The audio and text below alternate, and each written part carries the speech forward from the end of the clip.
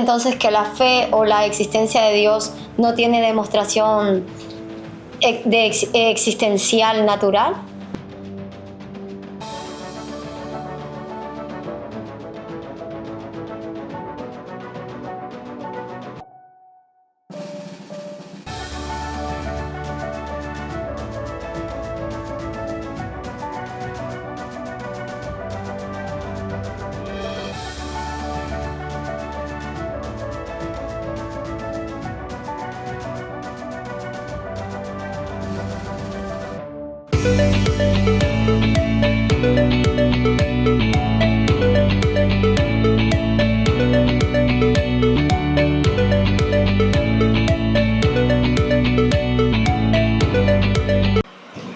Hola, me gustaría tener una conversación contigo un tanto filosófica, pero también quiero que queden las bases acerca de la existencia de Dios. ¿Puedo? Por supuesto, hablemos de ello. ¿Por dónde te gustaría empezar? Me gustaría saber si es válido afirmar que Dios no necesita una causa para existir, pero el universo sí. Sí, esa es una pregunta válida y está en el centro de muchos debates. Quienes defienden esa idea suelen decir que Dios es un ser necesario, o sea, que su existencia pertenece a su propia naturaleza. Bajo esa perspectiva, el universo, siendo contingente, sí necesitaría una causa, pero otros responden que si permites que algo exista sin causa, ¿por qué no podría ser el propio universo o las leyes fundamentales de la realidad existir sin causa?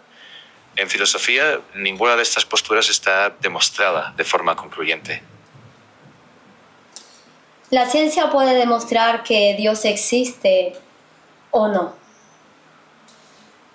Dame un segundo. En general, la ciencia por sí sola no puede demostrar ni que Dios existe ni que no existe, porque su método se basa en fenómenos observables y comprobables. La pregunta suele quedar en el terreno filosófico o teológico. Hay ateos, teístas y agnósticos, y cada uno interpreta la evidencia de forma distinta. La ciencia explica muy bien cómo funciona el universo, pero la existencia o no de Dios sigue siendo una pregunta abierta. ¿Crees que la Biblia se contradice a la ciencia? Déjame ver. Depende de cómo se interprete. Algunos leen la Biblia como un texto religioso y no ven conflicto, porque la intención no es explicar ciencia. Pero si se interpreta de forma literal, ahí sí surgen tensiones con ciertos hallazgos científicos. Por eso hay posturas muy diversas. Y mucha gente, creyente o no, piensa que la ciencia y la Biblia responden a preguntas distintas, como cómo funciona el universo frente al sentido o el propósito. ¿Crees que Génesis capítulo 1 y capítulo 2 tienen parte de la ciencia creacional en el mundo? Algunos creyentes ven en Génesis 1 y 2 algo que consideran compatible, pero la comunidad científica no lo toma como un texto científico. Hay posturas distintas. Algunos leen Génesis de forma literal y otros lo interpretan de manera simbólica o teológica. No hay un consenso científico que trate esos capítulos como un relato científico de los orígenes. Génesis capítulo 1 habla de la condensación del agua de una manera teórica. ¿Podríamos decir que Génesis capítulo 1 habla de ciencia también? Se pueden encontrar descripciones de fenómenos naturales y para algunos esas descripciones armonizan con ciertos conocimientos científicos, pero en sentido estricto no es un texto científico, es un relato religioso escrito con el lenguaje de su tiempo. Vale, según el criterio de la ciencia y de la filosofía, todo tiene una existencia, un fundamento de existencia. ¿Podríamos debatir acerca de la existencia de Dios? ¿Y cuál es su fundamento? Claro, esa se puede debatir filosóficamente, sí, pero no hay un consenso sobre que todo tenga un fundamento último. Hay argumentos a favor, como el principio de razón suficiente, y otros que cuestionan esa necesidad. Así que sí, es un debate válido. ¿Crees que es válido que aborrezcamos la fe o que la tengamos como una base de existencia? Es una pregunta muy válida. No parece justificado ni en filosofía ni en ciencia aborrecer la fe en general. Son ámbitos distintos. La ciencia no evalúa la fe directamente y en filosofía hay argumentos variados, unos más a favor y otros más en contra. Tener la fe como base puede ser una postura filosófica coherente si asumes esa premisa, y rechazarla también puede ser coherente si se argumenta con fundamento. No es un mandato de la filosofía ni de la ciencia. A lo largo de los tiempos han existido filósofos creyentes y que aseguraban que Dios existía. Sí, sí ha habido muchos. Por ejemplo, Platón, Tomás de Aquino, Descartes, Leibniz. También escépticos como Hume o Russell. La filosofía no llega a una única conclusión. Muestra argumentos a favor y en contra, pero no una demostración definitiva. ¿Podríamos decir entonces que la fe o la existencia de Dios no tiene demostración existencial natural? Sí, se puede decir que la fe no depende necesariamente de una demostración científica. Puede basarse en argumentos filosóficos, experiencias personales o convicciones religiosas, pero no en una prueba científica universalmente aceptada. ¿Podrías decirme acerca de quién creó a Dios? Segundo, esa es una de las preguntas más debatidas en filosofía de la religión. Quienes creen en un Dios eterno dicen que la pregunta parte de una premisa que no aplica a ese concepto. Quienes lo cuestionan suelen responder que si aceptas algo sin creador, ¿por qué no podría ser el universo en vez de una deidad? Al final es un debate filosófico sobre lo que significa existir, más que algo que la ciencia pueda resolver con experimentos. Pero la Biblia afirma que Dios es el que creó el universo. ¿Qué dirías de eso? Sí, la Biblia afirma que Dios creó el universo. Esa es su enseñanza central sobre el origen. Si es literalmente verdadera o no es objeto de debate en filosofía y teología, pero la ciencia, por su método, no puede confirmarlo ni refutarlo directamente. Ok, uno de los hechos confirmados de la ciencia es que la Tierra es una esfera. La Biblia en Deuteronomio afirma que la Tierra tiene forma circular. Sí, la ciencia es posterior o esa investigación es posterior a la escritura bíblica. ¿Qué deberíamos de entender entonces? Hay un detalle importante. La Biblia no dice en Deuteronomio que la tierra sea una esfera. El texto que suele citarse es Isaías 40:22, y su interpretación es debatida. La ¿Por idea de qué? una tierra aproximadamente esférica, de hecho, ya existía en la antigua Grecia siglos antes de nuestra era. Algunos creyentes ven en ese pasaje una observación compatible y armoniosa con la ciencia, pero muchos estudiosos de la Biblia lo entienden como lenguaje poético. Así que no hay un consenso en que ese versículo sea una anticipación científica de la esfericidad de la Tierra. Pero si lo entendemos como un lenguaje poético, es literal, afirma que es un círculo. O sea, no se puede entender algo literal como poético, ¿no? Es una buena observación. Todo depende de cómo se interprete el texto. Algunos dicen que habla de la redondez de la Tierra, otros señalan que los términos hebreos no son necesariamente técnicos. No es tanto que un texto literal se vuelva poético, sino que las palabras permiten más de una lectura. Por eso no hay un consenso en que ese versículo sea una afirmación científica sobre la forma de la Tierra.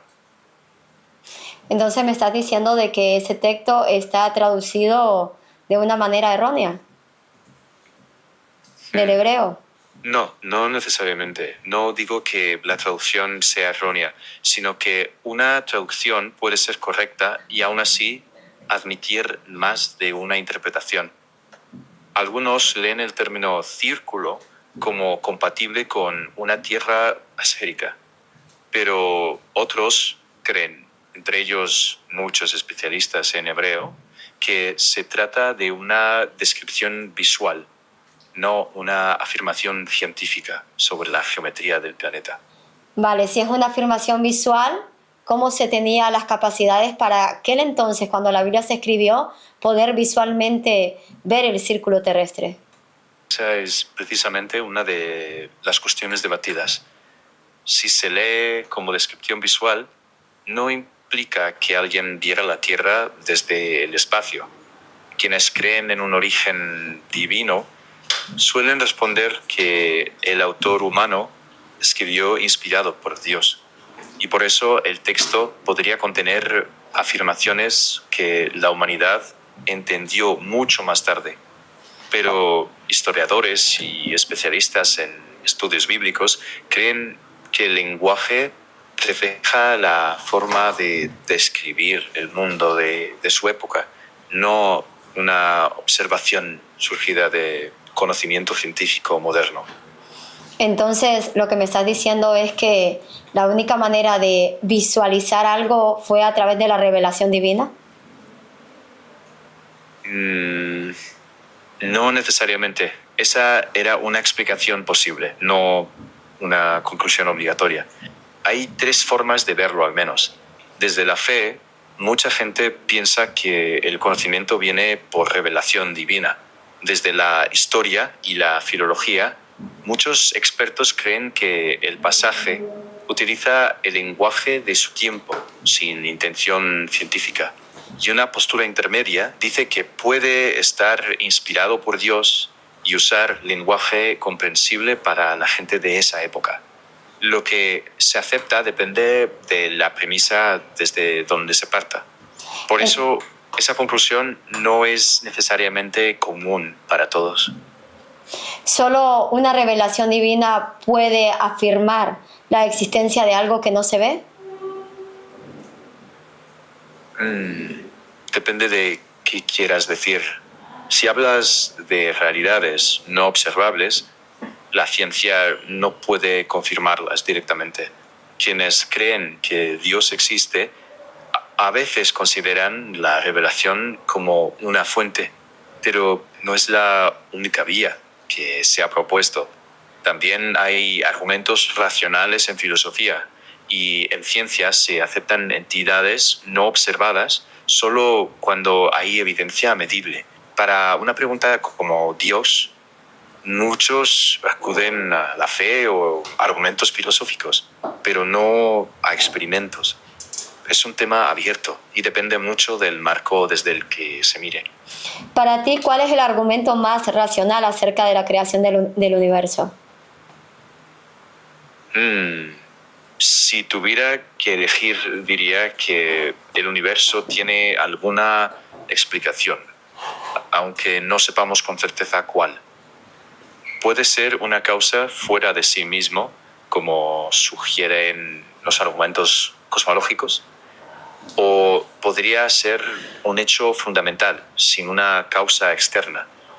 Yo veo fuerte la pregunta que plantea el argumento cosmológico, pero eso no demuestra por sí solo que exista un Dios de alguna religión concreta. Solo subraya lo profunda y abierta que sigue siendo esa cuestión. ¿Y demuestra que el universo fue creado de la nada? No. La ciencia no ha demostrado que el universo fuera creado de la nada. Entonces, de la misma Existe. manera que me dices que Dios no tiene, su creación no tiene explicación racional, la ciencia tampoco puede tener una explicación racional acerca de la creación del universo. Sí, en un punto clave hay simetría. Hoy la ciencia no tiene una explicación concluyente del origen último del universo. Y al igual que afirmar que Dios existe eternamente no es una conclusión demostrada por la ciencia. La diferencia está en el tipo de razonamiento. La ciencia trabaja con hipótesis que se prueban. La filosofía y la teología con argumentos y a veces revelación. Me estabas diciendo que la ciencia tiene más razón de ser en cuanto a la creación del universo que la razón de ser de un Dios que no se puede comprobar científicamente. Deja que lo pienso. No, en realidad no era exactamente eso lo que te estaba diciendo. Mi punto era que la ciencia explica muy bien cómo ha evolucionado el universo desde sus primeros instantes, pero no ha respondido de forma concluyente a por qué existe en primer lugar. La afirmación de que Dios existe tampoco tiene una demostración científica. Se sostiene en argumentos filosóficos, teológicos o la fe, pero no en una prueba científica. Así que no diría que una tenga más razón que la otra. Si hablamos de cómo funciona y evoluciona el universo, la ciencia es la herramienta más fuerte. Pero si la pregunta es por qué existe o si hay un creador, eso entra más en el terreno de la filosofía y la teología, donde no hay una demostración científica definitiva ni a favor ni en contra. Al final es una cuestión en la que entran el razonamiento filosófico, la interpretación de la evidencia y, para mucha gente, la fe. En teoría, las teorías que se han dictado o se han detallado acerca de la creación del universo entonces tampoco tienen una certeza verídica de que fue así. Un segundo. Sí, correcto. En ciencia, una teoría es una explicación muy bien respaldada por evidencias, pero no es una certeza absoluta y puede ajustarse con nueva evidencia. Por ejemplo, el Big Bang está muy bien respaldado para describir la evolución del universo desde un estado extremadamente denso y caliente, pero no demuestra qué hubo antes ni por qué existe el universo en primer lugar. Ahí no hay un consenso definitivo ni en la ciencia ni en la filosofía. ¿La Biblia fue escrita antes de la existencia de todas estas teorías? Déjame ver. Sí, es verdad que los libros de la Biblia fueron escritos mucho antes que las teorías científicas modernas. Ahora bien, de por sí, eso no demuestra que la Biblia esté confirmando o refutando esas teorías científicas modernas. Ahí es donde hay distintas interpretaciones. Algunas personas creyentes dicen que ciertos pasajes anticipan verdades sobre la naturaleza que la ciencia reveló mucho después. Otras, en cambio, creen que la Biblia no pretende ser un libro de ciencia, sino un texto religioso que comunica verdades teológicas usando el lenguaje y las imágenes de su época. Entonces, si la Biblia habla verdades acerca de la creación mucho antes de haberse descubierto científicamente o haber hecho las teorías científicas, podríamos decir que la Biblia fue reveladora para nosotros poder entender la creación. That's a big one. Se puede sostener como postura de fe, pero no es una conclusión generalmente aceptada desde la historia o la ciencia. Es decir, para quienes creen en la inspiración divina de la Biblia, sí, puede verse como una revelación. Pero para la mayoría de historiadores y científicos, ¿Continuar? es una conclusión demostrable, sino una interpretación teológica posible, pero no verificable de forma objetiva. En otras palabras, tampoco es verificable, ¿sí? Entonces las Sí, claro. teorías de la creación del universo. Continúo. Entonces, depende mucho de la premisa desde la que se parta. Si se habla desde la fe en la inspiración divina, puede interpretarse pues ese referir al origen último del universo es un punto sutil. Algunas predicciones de los modelos científicos sí son comprobables y están confirmadas, pero cuando se pregunta por cómo empezó todo, no hay una verificación concluyente actualmente. Así que conviene diferenciar niveles. La evolución del universo desde sus primeros instantes está muy bien respaldada por la evidencia, pero la causa última o el origen absoluto no está resuelta, ni por la ciencia ni por la teología de forma demostrable. ¿No La crees que es más... diferencia de métodos no prueba por sí misma que una postura sea demostrable y la otra refutable. Dime, perdón. ¿No crees que es más lógico creer en algo que fue redactado antes de que científicamente se descubriese lo que ya estaba redactado en una escritura y afirmar que eso es lo real, que aquello que fue descubierto después? Pero yo sería cauto.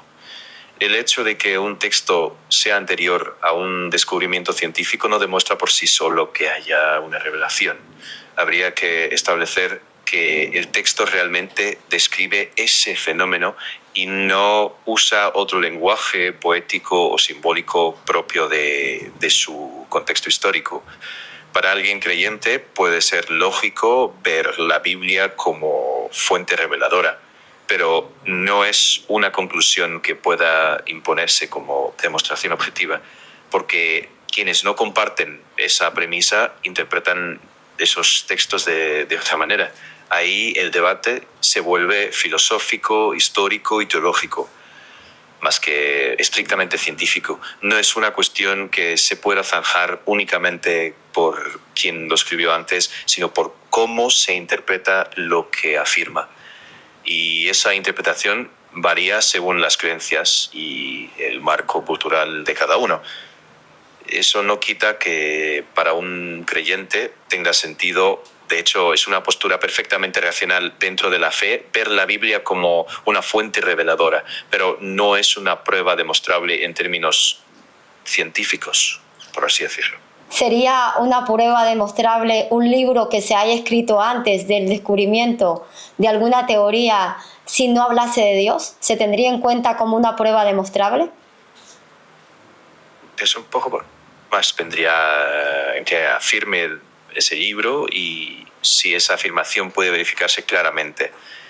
Si un libro antiguo describiera un fenómeno natural con precisión y se demostrara que esa información no era accesible en esa época, sería una evidencia intrigante que merecería mucha atención. Pero incluso eso no probaría por sí solo una explicación sobrenatural. Podría haber múltiples explicaciones.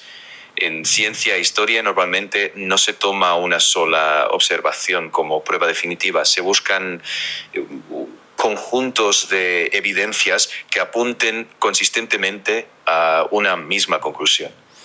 En el caso de la Biblia, el debate se centra más en si ciertos pasajes describen de verdad fenómenos que la ciencia descubriría siglos después, o si son interpretaciones posibles pero no demostrables objetivamente.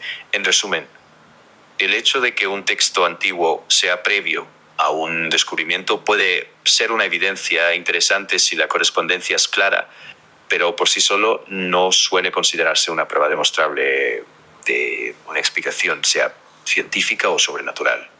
La solidez de la conclusión depende del conjunto de evidencias y de cómo se interpreten. ¿Cómo lo ves tú? Veo que entonces si ese libro no hablaría de Dios, se tendría más en cuenta que un libro que sí habla de un Dios creador. Creo que eso es lo que estoy entendiendo de lo que estás respondiendo. En cuanto a la escritura bíblica, que reconocemos que son escritos más antiguos que las teorías modernas o posmodernas que han existido, entendemos que dentro de esa lógica racional de la filosofía sí que se tienen en cuenta, aunque no se quieren tomar como una afirmación severa de que la Biblia fue revelada divinamente por un Dios creador. Fondo sea generalizada, pero eso sin ninguna fundación clara que la Biblia es anterior a las teorías científicas modernas. Y también es cierto que desde la filosofía, la historia y la teología es un texto que se estudia en serio y que ha influido muchísimo. No se descarta por ser religioso, pero la diferencia está en el tipo de conclusión que puede extraerse. Que un texto sea antiguo y que contenga afirmaciones que algunas personas interpretan como compatibles con descubrimientos posteriores puede ser visto como un argumento a favor de la inspiración para quien ya cree, pero no llega a ser una prueba demostrable en un sentido académico. No es que hablar de Dios lo impida, sino que afirmar que algo es revelación divina no puede verificarse del mismo modo que una fecha o un fenómeno físico. Por eso hay argumentos a favor y en contra, pero no un consenso que lo demuestre de forma universal. Depende mucho de las premisas filosóficas y teológicas desde las que se parte. ¿Te hace sentido o cómo lo sientes tú? Para mí es válido afirmar de que hay una revelación divina, dado que los acontecimientos posteriores a esa revelación se han podido confirmar acerca de teorías o por medio de teorías existenciales. Un segundo. Vale, esa es una postura filosófica y teológica válida. Si esa es tu conclusión, puedes plantearla racionalmente como un argumento, pero no es la única conclusión racional que se sostiene. Hay filósofos, historiadores y teólogos que interpretan las cosas de otra manera. Por eso el debate sigue y no hay un consenso que obligue a aceptar esa como la única conclusión racional. ¿Quieres comentar algo? Perdona, podríamos decir que el viento al cual sentimos cuando golpea nuestro cuerpo se podría razonar a pesar de que no lo estamos viendo. Déjame pensar. Sí, es un ejemplo clásico. No vemos el viento directamente, pero sí vemos sus efectos. Moviendo hojas, banderas, sentimos el aire, inferimos que hay viento. En el caso del viento, se puede medir físicamente, pero la analogía la usan algunas personas para hablar de Dios, diciendo que aunque Dios no sea visible, los efectos serían, por ejemplo, el orden del universo o la conciencia. Otros responden que esos fenómenos pueden explicarse de otras maneras, sin recurrir necesariamente a una explicación divina. Así que el razonamiento es válido como analogía, pero no demuestra por sí solo una conclusión única, ni científica ni sobrenatural. Queda en el terreno de la interpretación y los argumentos personales. En cuanto a la complejidad del cuerpo humano, que tenemos un diseño perfecto en funcionamiento, ¿crees que pudo haber una mano creadora en ese diseño perfecto? Que la complejidad de que el cuerpo humano sea extraordinariamente complejo y muy organizado lleva a algunas personas a pensar que es razonable creer que hay una inteligencia o un creador detrás. Eso se conoce como argumento del diseño. Pero no es la única interpretación. Desde la biología evolutiva, muchos científicos sostienen que esa complejidad puede surgir mediante procesos naturales, sin una intervención directa de un diseñador.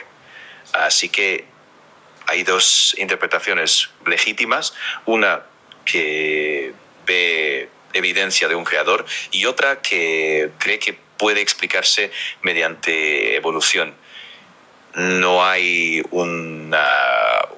una prueba que haga que una de esas dos sea la conclusión única. Ahí entran las premisas filosóficas que cada uno acepte.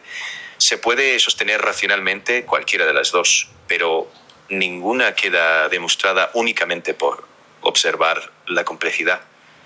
Ahí sigue habiendo debate. En cuanto a la evolución del ser humano, se ha descrito a través de las teorías que somos seres evolutivos, pero evolutivos en comportamiento, en acciones, pero físicamente o científicamente hemos evolucionado en diferentes células, diferentes cerebros, otro tipo de cerebro al cual no existía desde el principio. Que haya esos cambios no implica necesariamente excluir la posibilidad de un creador. Esa ya es una pregunta más filosófica o teológica. La ciencia no puede pronunciarse sobre esa exclusión o inclusión de un creador. Ese ya es un terreno filosófico. O sea, si la complejidad del cuerpo es compatible con la existencia de una mano creadora, sí, pero también es compatible, según otros, con una explicación por procesos evolutivos. Depende de las evidencias y de cómo se interpreten. Así que... Entonces, bajo ese argumento, ¿cuál sería ese proceso evolutivo actual? Dame un momento. Si te refieres al proceso evolutivo que estaría ocurriendo hoy, la biología describe que la evolución no se detiene. Hay pequeños cambios genéticos y adaptaciones a lo largo de muchas generaciones, no cambios drásticos ni la aparición inmediata de nuevos cerebros. Desde una mirada filosófica o teológica, algunas personas lo ven como parte de las leyes naturales que Dios habría establecido, mientras que otras creen que explica esos cambios sin necesidad de intervención divina. La ciencia, por su método, no determina si hay un propósito de un creador en esa evolución o no. En resumen, la evolución actual implica cambios pequeños y graduales, y si además eso excluye o no la existencia de un creador, ya no es una conclusión que la ciencia pueda decidir. Vale. En cuanto a eso, si los cambios son pequeños y graduales, ¿por qué es que entonces la teoría dice que hemos tenido cambios tan evolutivos como es del Homo sapiens al hombre actual?